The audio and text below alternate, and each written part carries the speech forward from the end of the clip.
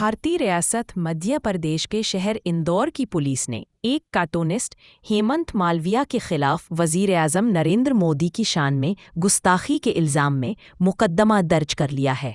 Cartoonist के खिलाफ मुकदमे का मुद्दई आरएसएस का एक कारकुन विनय जोशी है, जिसने इल्ज़ाम लगाया है कि हेमंत मालविया ने वजीर आज़म मोदी के अलावा हिंदुओं के देवता शिवा की भी तौहीन की है। मालविया के खिलाफ मुकदमे की खबर पढ़कर मुझे डॉक्टर मोहम्मद यूनुस बट की नई किताब शनाख्ती परेड 2 याद आ गई, जो उन्होंने हालिया पाक भारत कशीदगी के आगाज से चंद दिन कबल लाहौर में इनायत की थी। डॉक्टर साहब की ये किताब मुख्तलिफ शख्सियात के बारे में छोटे छोटे खाकों पर मुश्तमिल है। डॉक्टर साहब की बदतमीज़ियाँ और मिजाह गर्दी में कहीं भी फक्कड़पन और तमस्खर नजर नहीं आता। उनका शगुफ्ता तंज अफरा तफरी नहीं बल्कि अफरा तफरी पैदा करता है। नरेंद्र मोदी के मुताल्लिक उन्होंने लिखा कि ये वो वजीर आज़म है जिसे एक मीडिया सर्वे के मुताबिक 76% लोगों को पसंद करते हैं। डॉक्टर साहब के ख्याल में भारत के 76% मीडिया का ताल्लुक बीजेपी के साथ, और अगर 100% मीडिया बीजेपी का होता तो फिर 110% लोग मोदी को पसंद करते। ये चलकर लिखते हैं कि मोदी हिंदुओं का उसामा बिन लादेन है। दोनों में फ़र्क ये है कि उसामा समंदर में है और मोदी खुश्की पर है। उसामा दूसरे मुल्कों पर हमले करवाता था और जिम्मेदारी भी लेता था, और मोदी अपने ही मुल्क पर हमले करवाता है और जिम्मेदारी पाकिस्तान पर डाल देता है। डॉक्टर मोहम्मद यूनुस बट ने ये किताब मुझे 14 अप्रैल 2025 को दी थी, और 22 अप्रैल को पहलगाम में नहत्ते स्याहों पर एक हमला हुआ। मोदी हुकूमत ने इस हमले का इल्ज़ाम पाकिस्तान पर पहले लगाया और तहकीकात बाद में शुरू की। मैं सोच रहा था कि डॉक्टर साहब ऐसी बातें भारत में लिखते तो उनके साथ क्या होता। वही होता जो हेमंत मालविया के साथ हुआ। डॉक्टर साहब का वकील अदालत को बताता कि जनाब, मेरे मौकिल ने सिर्फ नरेंद्र मोदी पर नहीं बल्कि डोनाल्ड ट्रंप पर भी बहुत तंज किया है, और लिखा है कि माना पैसे से मोहब्बत नहीं मिलती लेकिन महबूबा तो मिलती है ना। ट्रंप एक मुकम्मल बिजनेसमैन है। वो ये नहीं सोचता कि उसके सदर बनने से अमेरिका को क्या फ़ायदा होगा, वो सिर्फ ये सोचता है कि अमेरिका का सदर बनने से उसे क्या फ़ायदा होगा।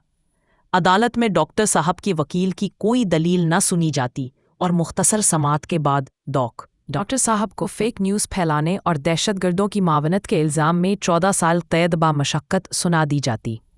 अब आप सोच रहे होंगे कि क्या डॉक्टर मोहम्मद यूनुस बट की ये नई किताब सिर्फ गैर मुल्की शख्सियात के खाकों पर मुश्तमिल है? जी नहीं, इस किताब में ज़्यादातर खाके पाकिस्तानी शख्सियात के बारे में हैं। सबसे लंबा खाका अदाकारा मीरा का है, जिसकी वजह सिर्फ डॉक्टर साहब ही बता सकते हैं। लेकिन सच्ची बात यह है कि मरियम नवाज़ का खाका पढ़कर मैं बहुत ज़्यादा तशवीश का शिकार हूँ। डॉक्टर साहब का ताल्लुक़ तो गुजरानवाला से है, लेकिन आजकल वो लाहौर में मुकीम है, और कुछ अरसा कबल लाहौर पुलिस ने वज़ीर आला मरियम नवाज़ का तमस्खुर उड़ाने के इल्ज़ाम में पेका कानून के तहत मुकदमात दर्ज करने का सिलसिला शुरू किया, जो फैलता हुआ खैबर पख्तूनख्वा और सिंध से बलोचिस्तान तक पहुँच गया।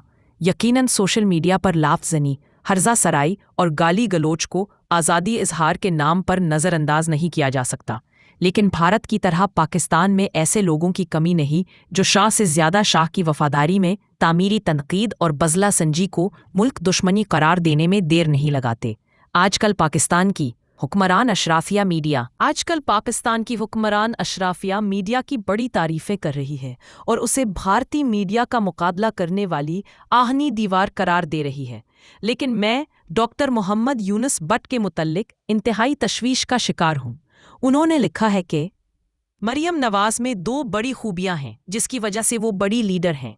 एक ये कि वो नवाज़ शरीफ की बेटी हैं, और दूसरी ये कि नवाज़ शरीफ उनके वालिद है। यहाँ तक तो काबिले बर्दाश्त है, लेकिन डॉक्टर साहब ने ये भी लिख दिया कि मरियम नवाज़ को जो बात अच्छी ना लगे उसके लिए अपना कान बंद नहीं करती, बल्कि दूसरों की ज़ुबान बंद कर देती हैं। मुखालिफिन मरियम को आयरन लेडी भी कहते हैं, क्योंकि जेल में वो फ्राइंग पैन से कपड़े आयरन किया करती थीं।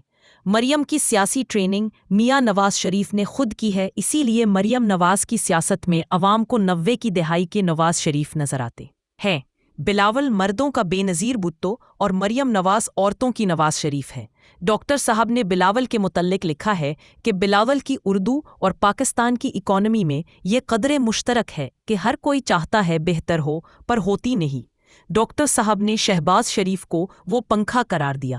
ڈاکٹر صاحب نے شہباز شریف کو وہ پنکھا قرار دیا ہے جو چلتا زیادہ ہے پر ہوا کم دیتا ہے۔ عمران خان وہ پنکھا ہے جو چلتا نہیں لیکن ہوا بہت دیتا ہے۔ ساتھ جیسے شہباز شریف سمجھتا ہے کہ وہ واقعی وزیر اعظم ہے، ایسے ہی چاہت علی خان سمجھتا ہے کہ وہ سنگر ہے۔ عمران خان کے متعلق فرمایا کہ وہ سیاست میں نفرت کے قائل نہیں، شدید نفرت کے قائل ہے۔ پاکستان میں ہر کامیاب سیاستدان کے پیچھے عدلیہ اور محکمہ زراعت ہوتا ہے۔ عمران خان وہ سیاستدان ہے جس کے پیچھے یہ دونوں ہے۔